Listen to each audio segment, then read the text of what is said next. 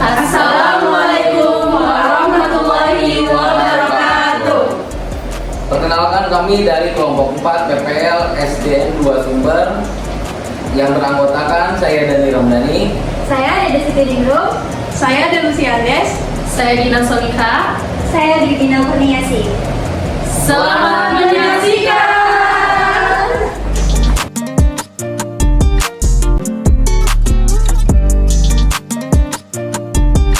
Bismillahirrahmanirrahim. Assalamualaikum warahmatullahi wabarakatuh.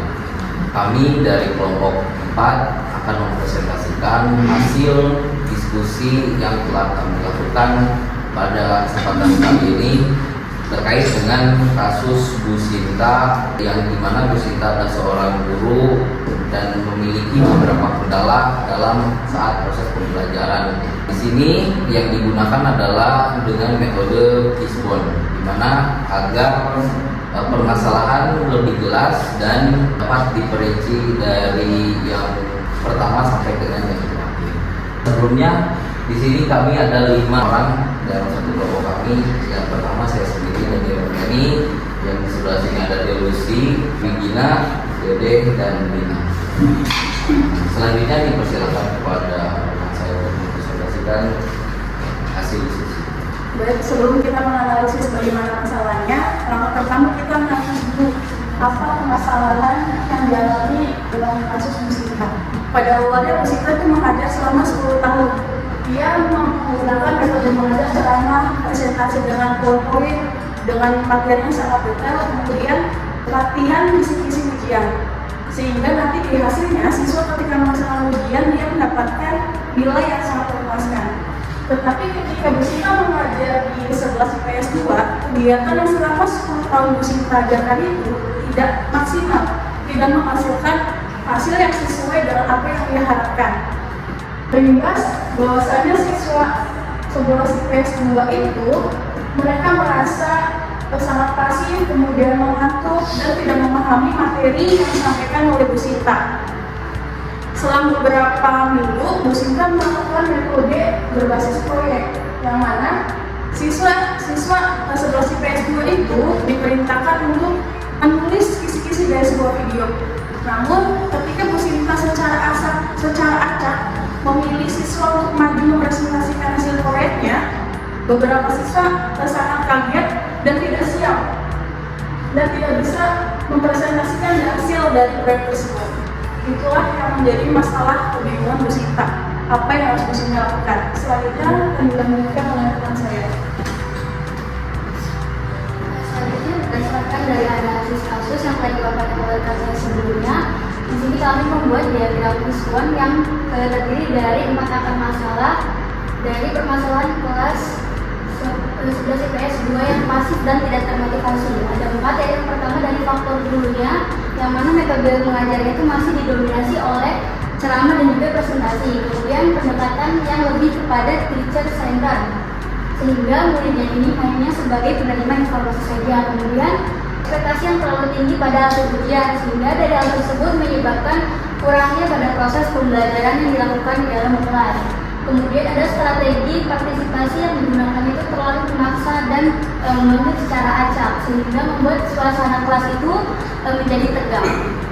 Kemudian ada dari faktor murid, yang mana kebiasaannya itu belajar pasif, menunggu instruksi dari gurunya, kemudian kurang percaya diri, takut salah sehingga tidak berani memunculkan pendapatnya sendiri. Kemudian tidak tahu cara untuk memulai tugas proyek, karena tadi dari awal muridnya itu hanya menunggu instruksi dari guru, tidak ada kemandirian dalam belajar. Kemudian faktor yang ketiga yaitu lingkungan atau kurikulum. Di sini ada suasana kelas yang tegang saat melakukan sesi tanya jawab, kemudian budaya kelas yang belum mendukung sepenuhnya proses kegiatan diskusi dan juga eksplorasi dari materi. Kemudian pengaruh teman sebaya yang memilih jalan pintas, dan kurikulum atau penilaian yang lebih mementingkan pada hasil akhir.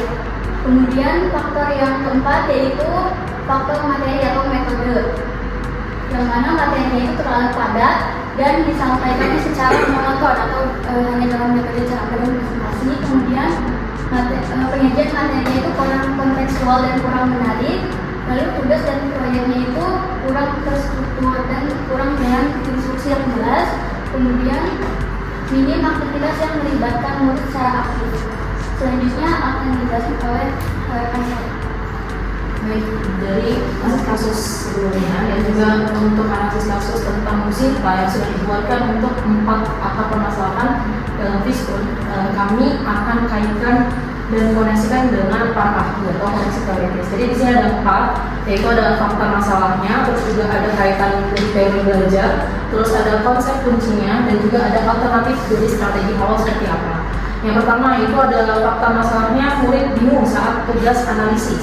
Nah, ini dikaitkan dengan teori belajar konstruktivisme dari Piaget. Untuk konsep kuncinya itu belajar membangun pengetahuan sendiri. Nah, nanti ada alternatif dari strategi awalnya itu guru akan memberikan contoh analisis sederhana, baru nanti akan dilakukan latihan yang bertahap. Terus yang kedua, itu ada fakta masalahnya, murid mencontek teman.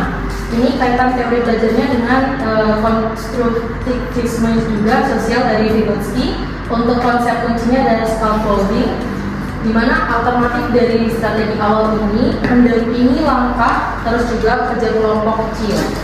Lanjut, ada faktor masalah yang ketiga, murid takut saat ditunjuk acak. Terus di sini untuk teori belajarnya ini menggunakan humanisme dari Maslow dan juga Rogers. Di mana untuk konsep kuncinya ada rasa aman dan juga penghargaan diri. Terus alternatif dari strategi awalnya ini menggunakan diskusi sukarela dan juga apresiasi jawaban. Lalu ada fakta masalah yang keempat, yaitu murid pasif menunggu dari instruksi. Ini dari kasusnya Sinta, di mana ini dikaitkan dengan teori belajar humanisme. Untuk konsep kuncinya sendiri kemandirian belajar, dan juga alternatifnya itu dari guru memberi pilihan tugas dan tanggung jawab belajarnya. Terus untuk selanjutnya ada murid kurang termotivasi. Ini juga merupakan kaitan dengan teori belajarnya belajar sosial dari Bandura. Terus motivasinya ini motivasi melalui model dan penguatan. Ada alternatif strategi awalnya itu berupa tampilan contoh ke teman yang aktif dan memberikan reward positif seperti itu. Dan untuk fakta selanjutnya ada project copy paste dari internet, di mana kasus Bu Sinta itu siswanya melakukan project copy paste langsung dari internetnya. Ini kaitan dengan teori belajar konstruktivisme, di mana konsep pembelajarannya itu menggunakan pembelajaran yang bermakna. Dan untuk alternatif strategi awalnya itu adalah memecahkan sebuah proyek menjadi tahapan kecil dan juga memberikan panduan seperti itu. Terus ada lagi fakta masalahnya, ada murid mengantuk pada saat ceramah. Nah, ini akan dikaitkan dengan humanisme. Untuk konsep kuncinya sendiri adalah kebutuhan yang ada keterlibatan dari seorang guru. Dan untuk alternatifnya itu seorang guru menggunakan ice breaking, diskusi, games edukatif. Dan satu lagi untuk fakta masalahnya adalah pada saat pembelajaran kelas merasa tegang, di mana di sini juga dikaitkan dengan belajar sosial. Untuk konsep kuncinya itu lingkungan mempengaruhi sebuah perilaku, sehingga alternatif yang diberikan membangun budaya kelas ramah dan saling menghargai. Untuk informasi selanjutnya terkait strategi akan dijelaskan oleh rekan saya. Baik, dari permasalahan Bu Sinta, kami memilih 3 strategi, yaitu problem based exploration, reflective growth classroom, dan juga peer mentor project lab. Untuk strategi problem based exploration itu tujuannya untuk melatih siswa agar lebih proaktif dalam memecahkan kasus atau masalah dan mampu berpikir kritis secara mandiri. Aktivitas pembelajarannya, guru menyajikan kasus nyata yang relevan dengan materi, terus siswa mengidentifikasi masalah utama dari kasus tersebut. Selanjutnya murid mencari informasi dari berbagai sumber untuk memecahkan masalah tersebut atau solusinya. Lalu setiap kelompok akan menyusun rekomendasi pemecahan masalah tersebut, dan guru juga memfasilitasi diskusi kelas untuk mengevaluasi hasil. Nah, ini dasar teoritisnya. Itu ada teori konstruktivisme, konsepnya problem based learning, inquiry, meaningful learning, higher order thinking skills. Lalu strategi yang kedua ada reflective growth classroom. Di sini tujuannya untuk menumbuhkan motivasi intrinsik, rasa percaya diri, dan kemandirian belajar siswa. Aktivitas pembelajarannya, guru membuat sesi refleksi singkat di awal atau di akhir pembelajaran. Lalu siswa akan menuliskan target pembelajaran mereka dan kesulitan yang mereka hadapi. Lalu guru akan memberi umpan balik yang positif. dan apresiasi terhadap proses belajarnya. Selanjutnya, siswa akan menyusun jurnal perkembangan belajar mingguan dan juga guru akan menciptakan suasana kelas yang aman untuk siswa itu untuk berpendapat tanpa takut salah. Yang ini akan dilanjutkan oleh rekan saya. Dan strategi yang terakhir ada Learn Mentor Project Lab. Nah, tujuannya yaitu menumbuhkan kerjasama, tanggung jawab dan keterampilan belajar sosial melalui pendampingan teman sebaya. Aktivitas pembelajaran ini 5 tahapan. Yang pertama, guru membentuk kelompok yang heterogen dengan peran yang jelas. Yang kemudian yang kedua, murid yang lebih siap menjadi mentor bagi anggota kelompok lain. Yang ketiga, setiap kelompok mengerjakan proyek berbasis tugas autentik. Yang keempat, guru memonitor dinamika kelompok dan memberi arahan bila diperlukan. Dan yang terakhir, kelompok melakukan refleksi bersama tentang proses kerja mereka. Dasar teori dalam strategi yang terakhir ini yaitu teori belajar sosial, yang dimana konsepnya dari peer learning, modeling, cooperative learning, dan social reinforcement. Nah, barangkali hasil diskusi kelompok kami dari kasus Bu Sinta ini telah kami paparkan dari awal sampai dengan akhir. Selanjutnya kami buka sesi diskusi kepada teman-teman yang ingin bertanya, disilakan. Dan Saya perwakilan dari kelompok 1 ingin menanyakan ke kelompok 4 terkait permasalahan dari kasus Bu Sinta. Tadi kan kelompok 4 sudah menjelaskan ada beberapa strategi, kalau nggak salah 3 ya, ada 3 strategi ya, 3 strategi. Nah, dalam 3 strategi itu sepertinya belum ada penjelasan tentang indikator keberhasilan dari masing-masing strateginya. Mungkin pertanyaannya seperti itu dari Bapak. disilakan untuk penanya selanjutnya. Silakan.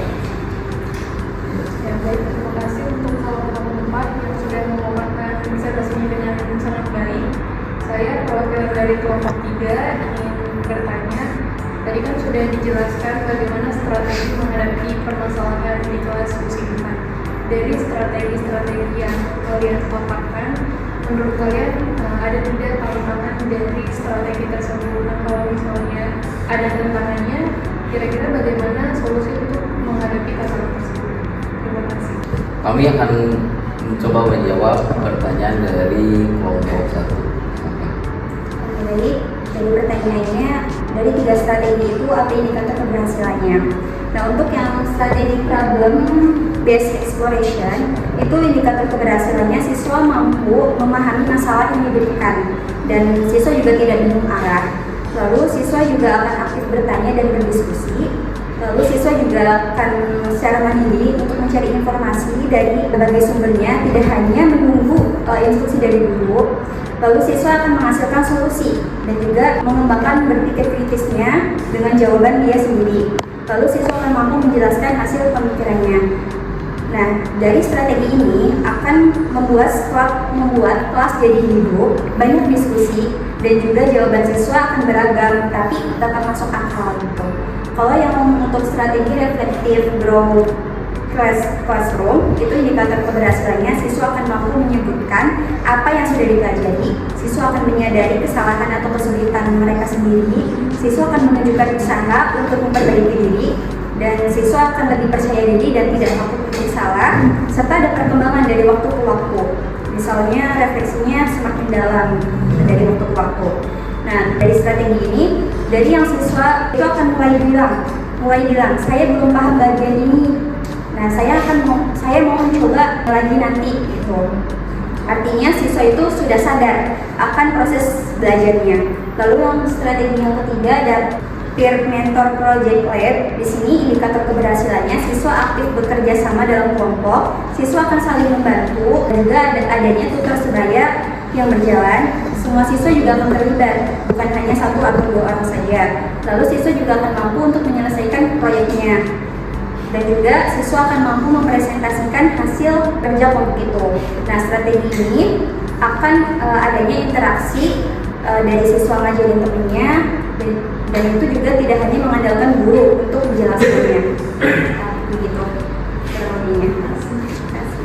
Baik, terima kasih atas pertanyaannya dari Mbak Villa terkait pertanyaan tersebut untuk tantangan dan juga solusi dari strategi yang sudah kami buat. Untuk ketiga strategi untuk yang pertama itu ada problem based exploration, di mana untuk problem based exploration ini sebetulnya kurang lebih seperti PBL atau problem based learning, pembelajaran berbasis masalah nyata, di mana untuk tantangan di awalnya sendiri siswa itu masih merasa bingung saat pertama kali diarahkan. Mungkin mereka masih bingung yang belum terbiasa dengan mengkaji dalam kasus nyata seperti apa. Terus untuk yang kedua ada juga siswa yang pasif, hanya ikut-ikutan aja sama teman-temannya seperti itu. Terus yang ketiga itu ada kalau misalkan untuk pembelajarannya mungkin ketika terlalu lebar mungkin ya, tapi di situ juga akan berpanjang waktu kurang lebih seperti itu. Tapi ini juga bagusnya ketika siswa sudah memahami dari bentuk pembelajaran tersebut.